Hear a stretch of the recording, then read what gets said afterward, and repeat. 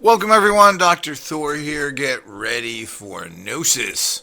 Well, let's talk about the two people that all common science has based their belief systems on. There's two people that are the major influences. Now, there are hundreds or even thousands of people, obviously, but it all comes down to two people. And basically, we hear about this all the time.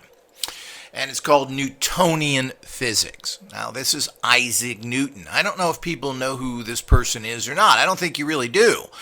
Maybe you think it was some guy that graduated Harvard in the 20s or something. And of course, the other person is Albert Einstein. It's amazing that common science and its highly prejudiced, ignorant, religious belief system, because science is a religion. You can't go against it because it's fact, just like God is fact. So there's not much of a difference. And even when scientists claim to be more open to these things, the bottom line is that they're really not. When it comes down to it, they go back to the fact, well, it says in the book, the Bible, called Science, the Bible of Science, is correct, and they're not going to think differently. They all ultimately have to be realistic, like even any religious person, because if you get a religious person and you push them in a corner, they're going to have to admit that it comes down to faith. There is no manifestation of any God form, period, particularly the ones that we know of as the popular ones. Scientists can prove absolutely nothing. There is no science that you prove anything. And as I always say, make sure you understand the difference between engineering and science, which is theoretically based gobbledygook. Engineering isn't. This piece of metal will hold X amount of weight, and you do this kind of architectural structure where you're using this kind of amount of tension and torque or whatever it is, or a science to do that. And of course, a lot of these fail as well, even though we don't necessarily see buildings falling down. Certainly, there's a failure of engines, aircraft engines, wings, everything else. There's a certain percentage of failure there, and this may be just natural from many different things. But the bottom line is there's a huge amount of failure in our engineering as well. But in general, hey, we know how to make metals. We're going advances in this. These are things that are proven. It isn't a theory, or what they like to say, this is not a theory, it's a hypothesis. And a hypothesis means basically fact. That's what people like Neil deGrasse Tyson will do. This is a hypothesis. Well, it isn't proven. It's a theory. And it's theoretical, and that's what they do. They sit around thinking what may could be. It's like a Dungeons and Dragons game, and you have a dungeon master, and that's the head of the university, and they watch you. Are you following the spells, little one? Well, magic doesn't work like that. Go back. Get me a new theory. So this is what happens with common science, and we need to know what it's based on without going into the hundreds of people, depending on the field, who have contributed to science. But engineering, as I said, is different. You make this metal, you make this plastic, it works or it doesn't. You really get feedback right away. So you can't really call it theories if it works, because it either works or it doesn't. So let's make sure. Now, we get into what the world is, the universe. This is what science and particularly physicists do. And all physicists, basically, no matter what they're working with, are theoretical physicists, meaning they don't know. They're trying to figure it out, and rightfully so. But the problem is they fall back to this religion thing. So there's two people, Albert Einstein and Isaac Newton. We hear this all the time. And it's amusing that both of these people now are go back quite. Now, the theory that, and it is a theory because a lot of people still don't necessarily give it much fact, from Albert Einstein, comes from the 1920s. And there was a big debate with him and Bohr, I believe, who was Danish, on whether this had any real realities to it. And it didn't make any sense to him because while it appears to be some logic from Albert Einstein, it also doesn't work. And Albert Einstein was wrong all the time. Now, who was Albert Einstein? We're just going to give a He had a childhood where they thought he was a retard, that he would never be successful and couldn't do anything. Now, a lot of these stories don't make much sense. So he apparently then all of a sudden went through Swiss colleges and everything else, and how he got into these colleges and everything else is kind of a mystery. So, I mean, there's a little problem here, but I'm not going to spend months researching him. The point is he's thought to be a total boob. He got a job as a patent officer in Switzerland. When he was a patent officer, looking at patents, which I guess is a technical job, you have to read them, you have to see if they make sense. So it's more technical than thinking. Now, how he even got to that position, I don't know. But that's not considered a good position if you're a physicist or highly educated. It's kind of a job for a low-level clerk to a certain degree.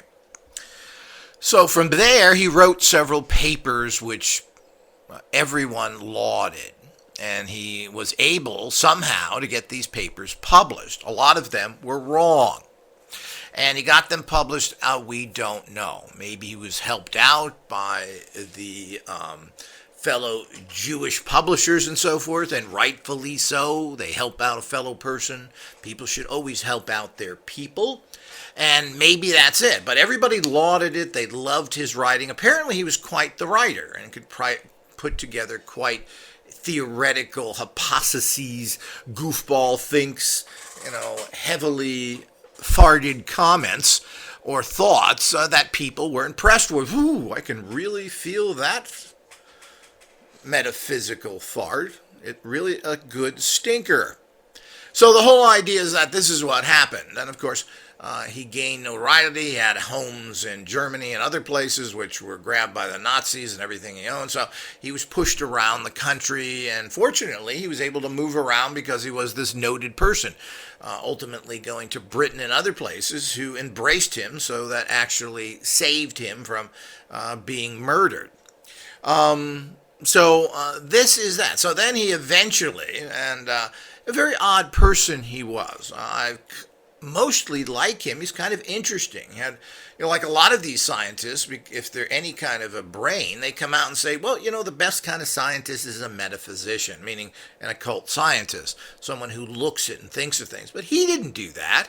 And even to the end of his age, he fought like a caged rat for his obviously wrong understanding of physics to the grave, because he wanted to be a big shot. His ego got in the way. Instead of seeking truth, he sought, I'm the great one. And you hear this from a lot of stuck-up people. Where do you come to that conclusion? I'm Albert Einstein. Who do you think I got it? So, what does that mean? He was far from perfect, and most of his papers were written wrong. His math was wrong. People looked at his papers, did his math, and his math was wrong. He didn't get it right. Over and over again, his papers were wrong. Even with that, what did they do with Albert? Well, they gave him a Nobel Prize for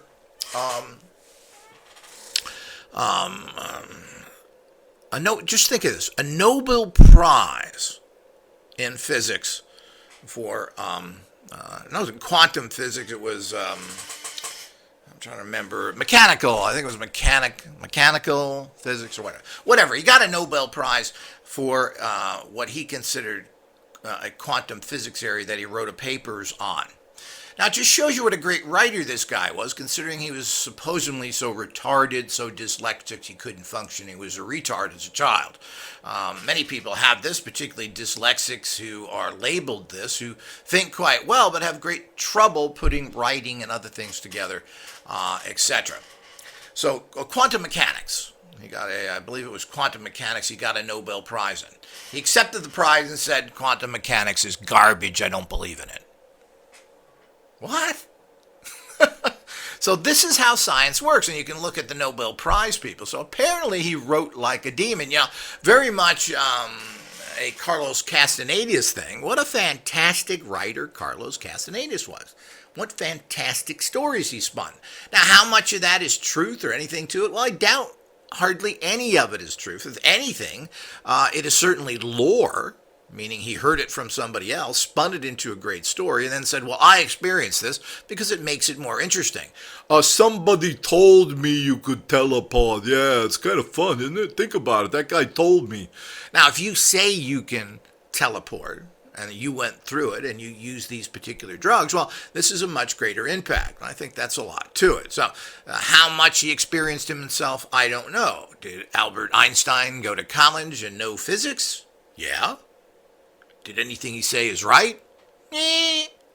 So the whole idea is this is what science is based on. But remember, his theories, which have been pretty much completely disproven, he did not believe in black holes, which I don't believe in black holes either, by the way, but the bottom line, he didn't believe in black holes. He didn't believe in gravitational waves. And it goes on and on of all the things that Einstein was wrong about. These are part of science now that everybody says, yep, that's right, there's black holes. No doubt about it. We've seen or tested gravitational waves now. And there are other things that he stated that are now scientific fact that he completely disagreed with. Also, as I said, he went to his dying day believing in a theory that has been proven, again, by most physicists as being wrong. Quantum physics is the reality out there. It is a random strangeness that just is difficult to comprehend by the common scientific mind, but scientists now all embrace it and use that reality to make everything. So he's been proven to be 100% wrong, but everybody still grasps onto him. They still believe his theories that you can't go faster than the speed of light. All of these things are intrinsically part of the flawed and obviously misproven theories they have. Albert Einstein and his entire career is garbage, has been disproven. He's a false prophet. His information is wrong. Now, to take bits and pieces of it out is kind of bizarre. Even his famous MC equals whatever, he never wrote it like that. He wrote it in a totally different way, which apparently was wrong. Somebody else fixed it. Or so it appears. This was stated by Brian Greene, the famous popular scientist on the net.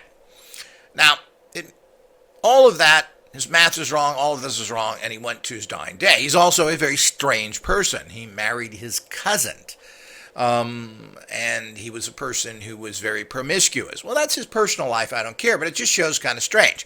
Why did he marry his cousin?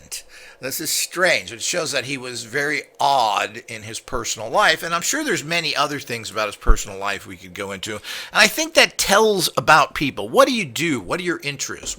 How are you doing different things? So I think it's interesting. But, he was very sexually promiscuous, and, that's his business. He enjoyed sex, obviously, and wanted to have it with as many people as he could. And there's got to be a whole bunch of stories there that you don't hear about. That's another thing covered up. So the whole idea is what was going on there. And if he would have spent a little less time fornicating and more time looking at his figures, maybe he would have gotten further. So again, this is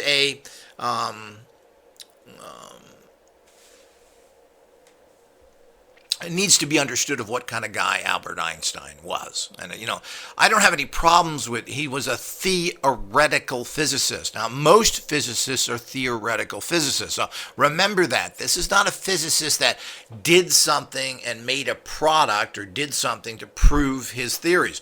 This is me thinking. And then it's amusing that certain theories that came out, these theoretical conundrums of stupidity, a lot of physicists then invent math to explain their theories. They'll invent a system of math to explain what their theories are to prove that what they're doing is right by their made-up mathematical systems. So I don't know how many people know all this, but and I know it may even get a little confusing for people. First of all, let's understand. So that was Albert Einstein, and he's an interesting character, but you got to remember that his whole theory is based on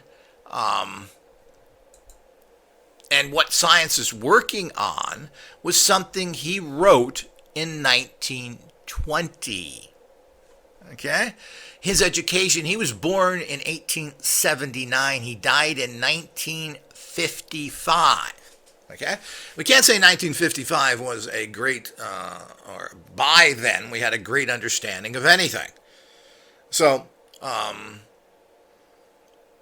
so the whole idea is he had limited information, limited background, and you're talking about a guy who was educated in around 1900 through schools and everything else. So I'm not sure I'd go back to 1900 to get scientific facts, but you got to remember theoretical physics hasn't gotten anywhere in hundreds of years, so I'm not sure it really matters. So he was born in 1879 in Württemberg, Germany, part of that time. He died in 1965.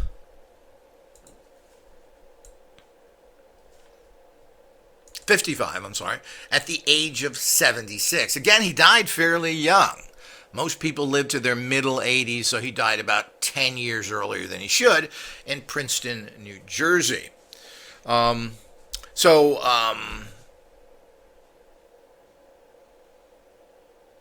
His education was at the Polytechnic School in Zurich, Switzerland, and the University of Zurich. He got his PhD, so he went to the highest possible training he could get before going out and doing his thing. Was from the University of Zurich in Switzerland, and I'm not sure how advanced they are. People think Switzerland, there's a lot of farmers in Switzerland, so I'm not sure how all that goes. But that was 1905, so his highest educational level in terms of what was available out there, what was, we could say, understood, was he was taking from 1905. Okay, so these are all important if we're going to base our entire lives on this and give it credibility. And as with everything, I think everybody deserves their 15 minutes of fame. He had his contribution. He's a character. He had some good thoughts. He had some interesting philosophy, which I basically agree with, and his outlook on the world and everything else. So it had similar viewpoints. But you're talking about, this is 1980. He was awarded a PhD by the University of Zurich in 1905. So that's very important. So this is what he did. And then, of course, he went to work with this big PhD. He went to work in the Swiss Patent Office. And he worked there for 7 years. Let me see here. What is it? 7 years he worked in the patent office. Once he got it. Let's see. Was that the same time? He was offered a degree in 1905. He got his PhD. I guess he was working on his PhD while working at the patent office. So he started there in 1902 and stayed there until, even after he had his big PhD, he worked there for another 5 years until 1909, and then moved to some universities and other things. So it's very interesting with that.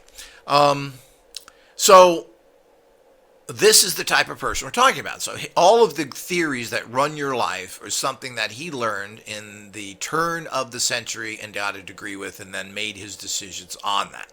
Now, of course, he then got new information from other people, and all the things happened as he went around the world. But it was these papers he wrote that apparently impressed everybody. And this is quite interesting. And apparently this continued all throughout his life, getting as I said, a Nobel Prize in quantum mechanics because they loved his paper on it. And then he said, it's garbage.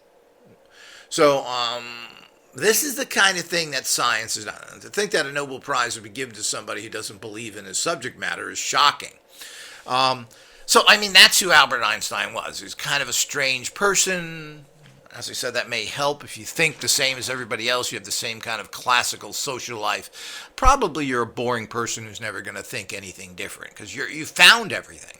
Well, you do this. You work 9 to 5, you go to church on Sunday, you marry a person, have babies. This is how it goes. If you think like that, you're never going to get out of the box. And, of course, he did get out of the box. So that is Albert Einstein, but his great theory that everybody lauds was created in 1920 and has pretty much been completely disproven. His other things, his facts about the speed of going certain speeds and the speed of light. Well, everybody, you're not going to find anybody basically in common science that's going to state that you can go faster than the speed of light. They just will not state it because they consider this to be a complete fact. So, and let's talk about the other guy, which is quite fascinating. Now, we all hear it as everything's based on Newtonian physics. Now, Newton was born in 1643, December 25th, apparently. So he was born on Christmas. 1643. He died at 84 in 1727. Okay, we got that? 1727. So what is that approximately now? 300 years ago? Let's round it off. So who was this Newton dude? So Newton was a very interesting guy. He came from a very interesting background.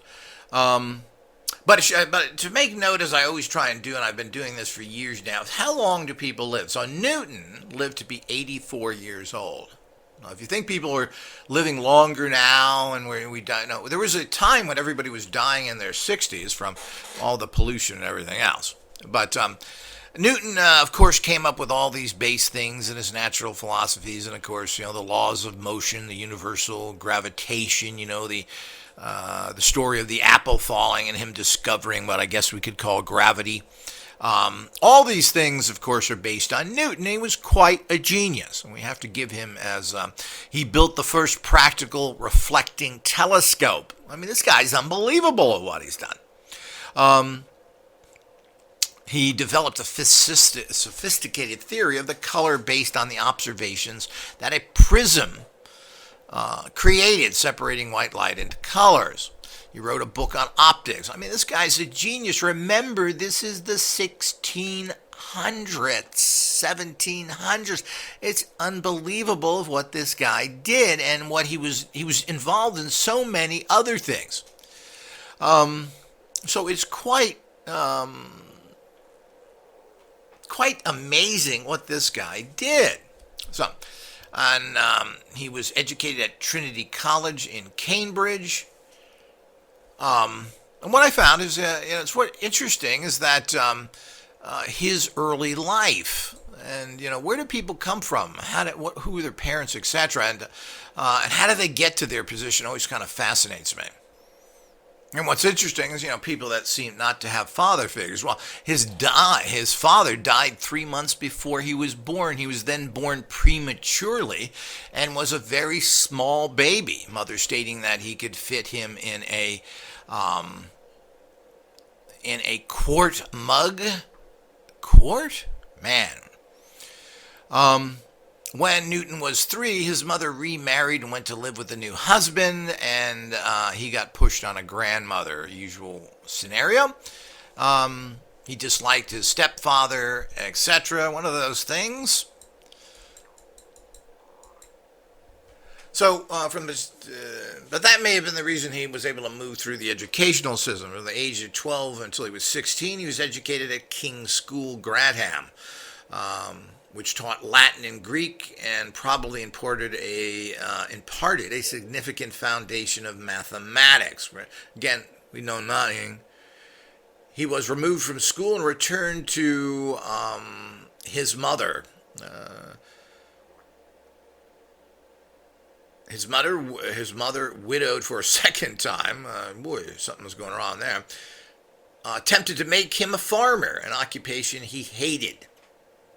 So here we got this genius, and of course you get stuck of the, not coming from a background. I don't know why he was removed from, or his mother, I guess, removed him from school. I don't know if this was a money issue or not. Henry Stokes, master at King's School, persuaded his mother to send him back to school. So she took him out, and apparently they recognized that. So somebody at school saved his life and the lives of the planet. He distinguished himself at school by building sundials and models of windmills. In 1661, he was admitted to Trinity College, Cambridge, on the recommendation of his uncle, Reverend William Ascough, who had studied there. So again, this is how, and this is why it's so important that everyone gets together and assists a fellow man, is that give people breaks, give them opportunities so that you can happen. So a lot of things happened here. Read between the lines of how this person was able to reach greatness. But because of his background, I think a lot of things actually happened to do that. So he studied a lot of mathematics, and like all these people do, and trying to explain the world in mathematics. But I think he invented calculus, or a type of calculus. He worked extensively using calculus in geometric form. Calculus in geometric form, that's pretty occult, based on limiting values and ratios of vanishing small quantities. And he wrote about all this stuff, and this gets into this, but infinitesimal calculus, apparently he wrote the book on. So again, he's a person who made up his own mathematical system to explain what he was doing. So we got into a whole bunch of things. It's very interesting how he was the official, he worked for the crown pretty much in an official coinage department, and the money department, and the treasury, watching it and so forth. Apparently he was a very trusted person, which is interesting that he would be relegated to those types of things. But and again, he did a lot of work with prisms and colors. I'm not going to go into all this stuff and the mathematical systems I've mentioned. All these things, if you want to read about it, you can go into it. And what is not known about him is that he spent half his research life, writing, investigating alchemy and religious texts, which is very much into anything. And he had his own unique views there, and a lot of those views of religion are looked at as heretical. So, but he was well known by this time. He was a member of the Parliament of England for Cambridge University for a few years. So, I mean, this was a well-known person that got around, and he worked for the Royal Mint and was watching this, and there was a real problem with counterfeiting and everything else. So he had a very responsible position there.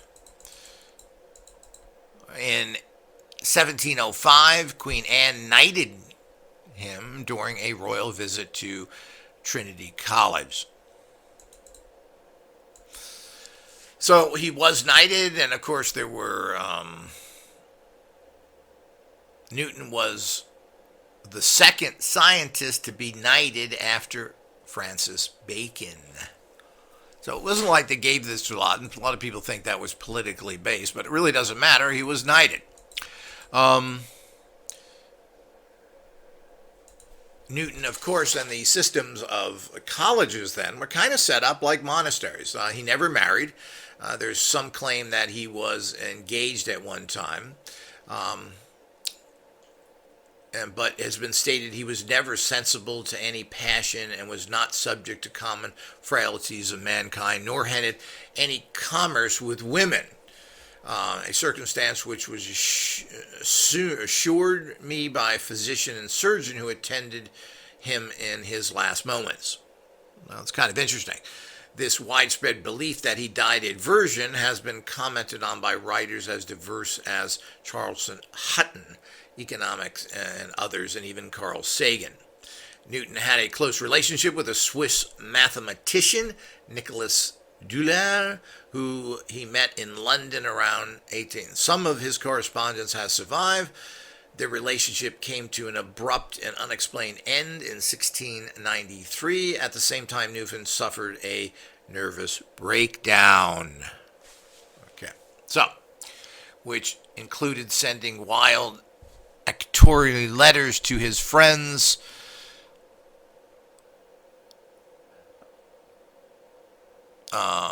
his note later included the charge that one of his friends endeavored to embroil him with women. Interesting. So here we got a guy who's humping every tree he can, called Albert Einstein. And of course there is further, and then we have Newton, who's basically asexual and against sexuality at all. I'm not sure why.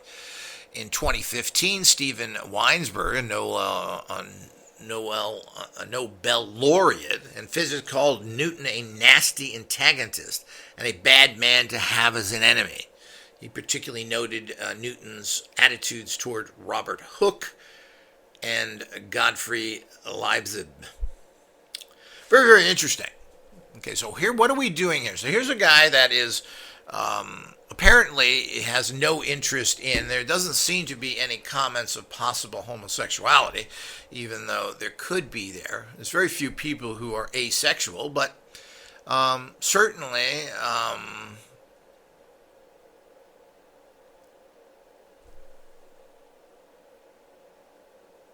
could be. We just don't know.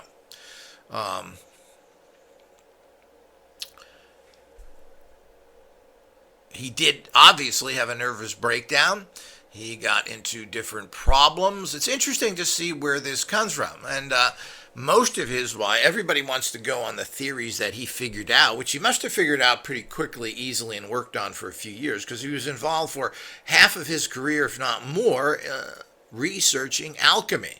How to transmute base metals into gold, and how to achieve immortality. It's quite interesting that he would be involved in that. Now, I'm not sure which of his interests were with that. Apparently, he did have monetary concerns, and he did try and make money.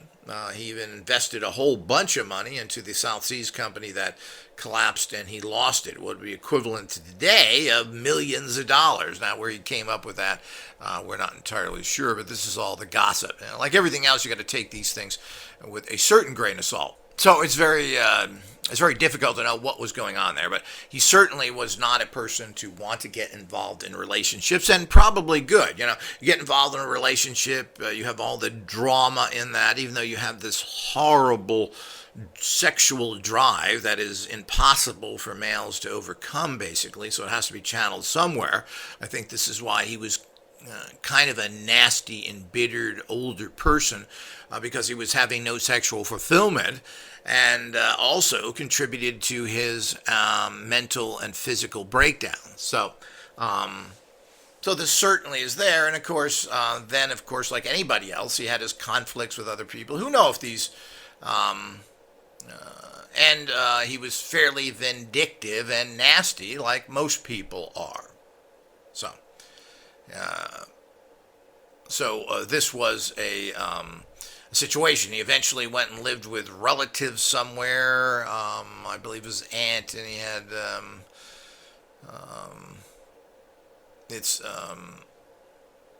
who was it? His half niece, who he lived at her house with their relatives there, and who he was considered her very loving uncle. So is there some insinuation there? So we don't know. I'm not sure what that means, but he was not a person that ever married, and was not interested in relationships in general, either male or female, from what we could tell. There doesn't seem to be any hints to homosexuality, even though, of course, anybody that knows the Brits and the British school system, which they put a whole bunch of teenage boys with young boys and older boys, it pretty much perpetuates homosexual contact of some sort. It doesn't necessarily make you a homosexual, but it certainly does open up bisexual relationships to you, which is very common for Brits in general, being, of course, related to the very homosexual Germans. So the whole idea is that this is part of the reality that we're looking at Newton as understanding. This is where he was coming from. So he had no relationships, he had no family, all he was doing was his work, and apparently was able to amass a fair amount of money and everything else. Just an interesting look. So here's a guy that came up with the foundations of modern science, who basically was a religious alchemist. even though his religious views were not all that traditional, but certainly was there. You could say he was a religious man. He was a great alchemist. Apparently didn't make any breakthroughs there. And of course, he wrote a lot of books there, and he translated a lot of books and made a lot of opinions on alchemical books at that time. So he could be considered primarily an alchemist. And what he left behind is treasured by alchemy students of today. But apparently there's no breakthroughs that we know of, even though it is kind of odd that he did kind of have a lot of money. So, or it seems to be from some of the statements here, which when you start reading it. But, you're not going to spend months and months researching him. Newton was invested in the South Seas Company and lost 20,000 pounds, equivalent to $4.5 million in 2020 when it collapsed in 1720. Now, it says was invested, so apparently he didn't invest 20,000 pounds, but he had money in there. So how much? We don't know. Did he have 20,000 pounds, which is $4.5 million now in there? Well, that seems to be an awful lot of money to have back then. But did he figure something out? Who knows? Got to remember, living in urban myths, people. We don't know really what happened anywhere with anything anywhere. It's all just lies, contrived information written down by some bought-off, delusional educator. So we have this to look at that. So, I mean, this is a big part of what he was involved in. Apparently, his studies of alchemy was able to give him great insights into gravity, color, and everything else. So, I mean, this is definitely a great man who did a lot of things, but also, like everybody else, he was a human. He had his problems. He didn't have a family. He didn't have relationships. Now, is this to be assumed that he had some other type? Was he asexual? Was he bisexual? Was he homosexual? We just don't know. And we don't know if these things were looked at back then. You got to remember that homosexuality was illegal in Britain until 1969. 69. And homosexuals, hard to believe or not, were persecuted fairly stringently in Britain, even though it was a way to alleviate your sexual needs in private or public schools where they had all these boys together, and it was thought okay basically for people to have sexual contact, particularly as teenagers and younger children all together, as a natural way of taking care of sexual needs. And apparently this was very, very common from anybody who's written about these schools where they threw all these kids in. And naturally so, you're putting teenagers all together in a environment where there's no females and a whole bunch of other younger kids as well. It seems like, how could you not have that happen? It's pretty normal for children to have homosexual experiences with each other as an acceptable way of functioning because they're curious, not in a adult way, or put upon by adults. Children with children is quite common. But it is interesting. This is the guy, alchemist, religious person, to the things that regular science totally condemns. You're not going to find too many scientists. Of course, there are more religious people that are scientists than you think, but in general, religion is not considered anything of value to a scientist. Alchemy is nothing more than silly occultism that makes no sense at all. So this is the person that all of science is built on, because he came up with some apparently very true and profound basic understandings of the nature of this environment. Gravity and other things. Also invented mathematical systems, again, that science loves. So these are all the things that are out there. Now, eventually, as you said, he died staying in a relative's house. Now, he had he left no will. He wasn't married to leave anything, so he didn't have a children or a wife to leave anything to. But apparently he was staying with relatives and pretty much gave away most of his belongings by the time he actually physically passed away. So he had already donated most of those to his whatever relatives there were. So it was very interesting to see. It also found that his body, when they did some testing on him, that he had been exposed to a large amount of mercury.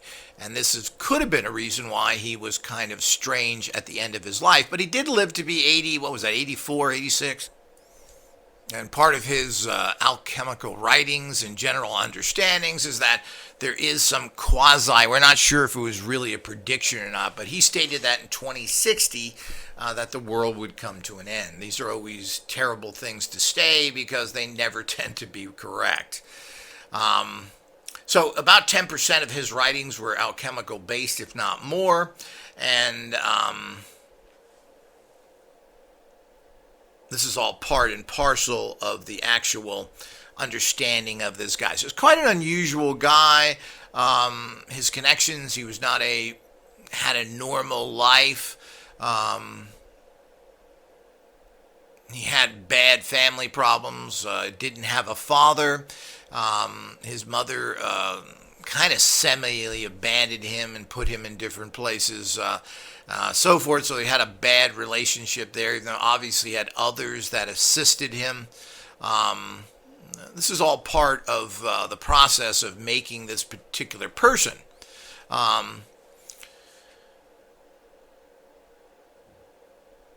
So it is this type of a person is this is the foundation.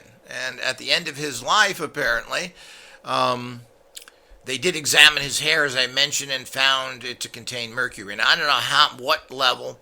And a lot of people think that this mercury, which is very toxic to the body, even though it didn't seem to lessen his life, living into his mid-80s,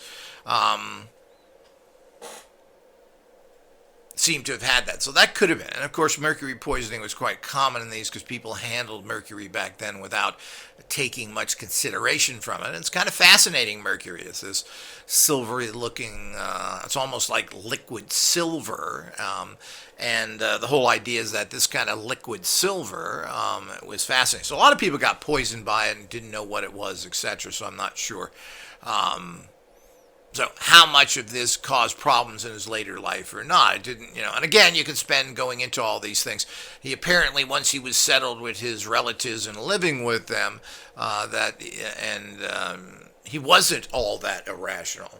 But some people, as it's mentioned here, he may have been having an affair with his half-cousin, which, again, was very typical back then. I mean, after all, Einstein seems to be a continuing issue here. Einstein married his cousins, and relationship with cousins, because it always apparently has been difficult to meet people, seems to be very common. So this is something of semi-incestuous relationships, which are very common, and certainly seem to be common within the scientific community from these different people. So it's an interesting look. So this is the foundation of all sciences based on these two men who had both had fairly metaphysical viewpoints. Einstein was very open to that in his own little way. It's just that you can't confirm metaphysics mathematically, so he shied away from doing that. But he thought that thinking metaphysically, which was very good for you, but the bottom line is that he didn't think metaphysically and got into ego, and to his last dying breath stayed with his theoretical understanding of things, which were proven to be wrong. Yet here we go again, someone whose flag is flown all over academia or dumbademia, and is out there. And then, of course, we go to Newton, who Newtonian Physics, which all the modern scientists who have grabbed onto and hold on like it's the last vestige of potent knowledge, which goes back 300-400 years, is a person who spent most of his life studying metaphysics and religion. Very, very interesting. So So you need to know that, and people need to understand who these people are and what they're doing, and they're really not. So it's very easy, and of course, like many scientists of today, they always like to cherry pick. They don't look at the whole person, what they're doing, or anything else. They cherry pick the ideas they like from him. So, and that's exactly what they did particularly with Newton. Einstein, they've put on a pedestal who basically most of his work has been discredited now, and it's not valid whatsoever. So it's all been discredited except for a small portion of this, what has to do with his theory of relativity, which connects with this speed of light and everything else, which pretty much everybody who's got any kind of advanced thinking doesn't give much credit to at all. But scientists do, and scientists will not say anything can break the contrived mathematics created by Einstein, who wasn't very good at it, and whose all other theories have been discredited, but we're going to hold on to that one. Well, that's shallow thinking, and we need to go past that certainly what we've proven in this world is that anything is possible. And what we believe today, 100 years from now, will be laughed at because everything changes constantly. So to keep now 100-year thought from basically the incompetent Einstein as the basic of everything is absurd. And this is what keeps science down and always will. There certainly is much more greater ways of thinking now. Everybody has embraced quantum physics and its understanding, which again goes back over 100 years. Any physicist today will tell you that there has been no breakthroughs. They think what they're doing is basically okay, but the bottom line is even those more conservative ones that think they know everything basically state, well, we got to guess now. We don't really know. They've spent 70 years studying things, and it comes down to the fact they know nothing. There's been no breakthroughs, and it's as simple as that. The Hadron Collider, whatever it's called, which is supposed to give us some important information, has yielded very little. It's now done what it's going to do and nothing else. To build another one, which is bigger and more powerful to make greater explosions, is so costly it's unlikely it will ever happen. We'd prefer to build aircraft carriers and bombs. So the whole idea, or make movies. So the whole idea is that all of this is very, very important to understand what's happening. So there's no breakthroughs here. They go back 400 years to Newton. They go back 100 years to the very faulty Albert Einstein to tell us what the realities are, when all of this is terribly changed. We've got to understand that there is a foundation here that needs to be validated at a certain low level. So the whole idea is we don't want to throw out everything Newton said or throw out everything Einstein said. But the bottom line is that we got to stop carrying that torch to light our way, because it isn't. The darkness is still overcoming up and crushing us because we're holding up a false torch. Until next time.